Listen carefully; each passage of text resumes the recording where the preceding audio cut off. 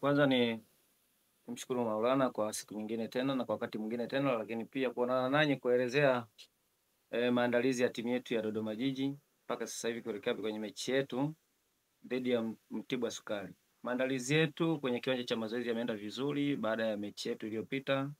Nadhani kuna baadhi ya vitu ambavyo tumevifanya kwa maana ya masahisho ya kila wapi ambapo hatukufanya vizuri. So far kikosi kiko vizuri, tunapata uweni kwa kurejea kwa baadhi ya wachezaji kikosini kwetu, lakini pia wale waliokuwepo kwa katika hali nzuri kiakili na kisaikolojia. Kwa hiyo nadhani leo tutakuwa na session fupi kidogo ya mwisho, lakini so far vitu vingi vimeshafanyika kuelekea kwenye mechi yetu ya kesho. Kwa hiyo ni kama kwa asilimia zaidi ya 90 tuko tayari kwa ajili ya mchezo huu.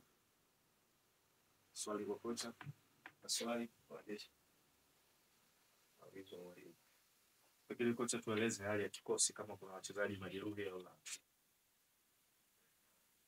Hali ya kikosi kama nilivyosema, kuna kuimarika kwa kikosi kwa sababu toka mechi iliyopita ya Fountain kuna baadhi ya wachezaji ambao wamerejea wakiwemo kina Noah Jabir na wengine. Kwa hiyo nadhani tuna kikosi imara kuliko wiki iliyopita.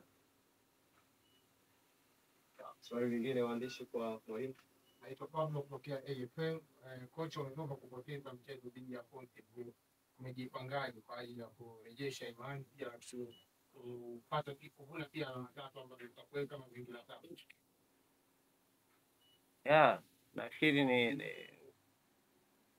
kujipanga kutokana na mechi iliyopita. Kwanza ni kuanalyze kile kilichotokea, tumeipotezaje mechi ile. Unaweza kuona tumeipoteza dakika kama ya mwisho. So maana yake hapo akili moja kwa moja ni concentration ya wachezaji wetu, lakini pia matumizi ya nafasi. Kwa hiyo katika maeneo hayo mawili ama matatu, kwa maana eneo la kiulinzi lazima tuimarike, lakini pia eneo la kiushambuliaji lazima zile nafasi ambazo tumezitengeneza ambazo zitulinyima tungeweza kupata goli moja ama mawili, basi lazima tuimarike hapa. Lakini pia umakini kwenye dakika 90 mpaka za nyongeza, kwa sababu unaweza kuona point 3 zimepotea, tungeweza kupata hata point moja.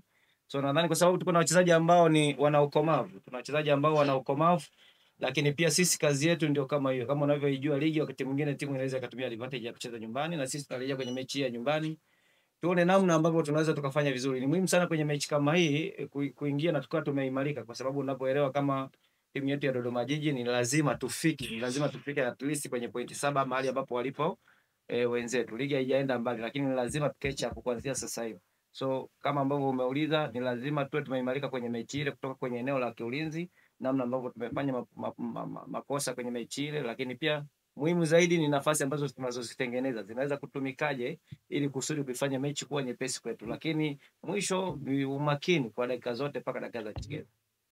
Kwa majina naitwa Anderson Solomon, kwa niaba ya wachezaji wenzangu tumejipanga vizuri katika mchezo wa kesho. Mchezo wa kesho hautakuwa mchezo rahisi, utakuwa mchezo mgumu kutokana kesho tunaenda kukutana vijana. Kuna wenzetu Mtibwa na vijana wengi na sisi tuna vijana wengi, kwa hiyo lazima kesho mchezo utakuwa ni mgumu.